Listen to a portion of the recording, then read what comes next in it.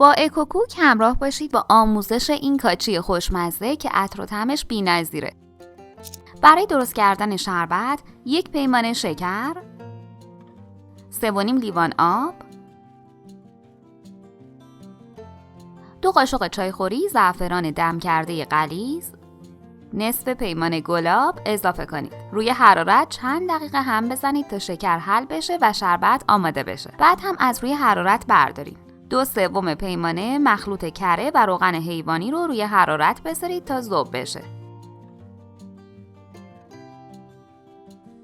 1 پیمانه آرد سفید رو علک کنید.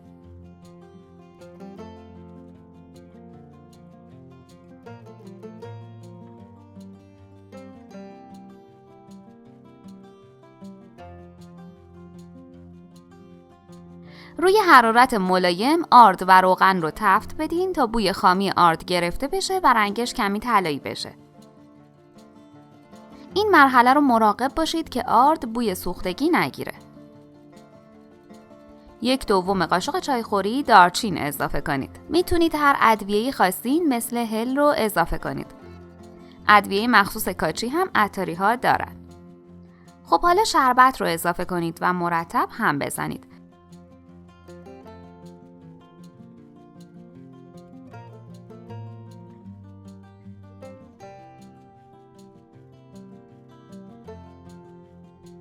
عزیزان، باعث افتخار ماست که عضوی از کانال ما باشید و دکمه سابسکرایب رو بزنید. به هم زدن ادامه بدید تا به غلظت مناسب برسه. در مرحله آخر اگه خواستین میتونین انواع مغزها رو پودر کنین و اضافه کنید.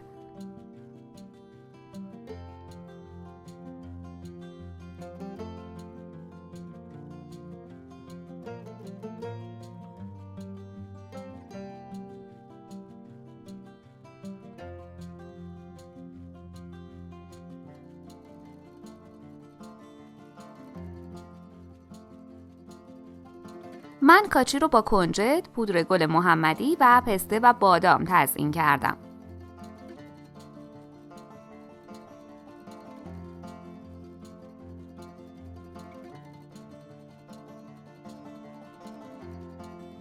این خوشمزه سالم و مقوی رو حتما درست کنید. اگه از این آموزش خوشتون اومد برای دوستانتون هم بفرستید. نوش جان.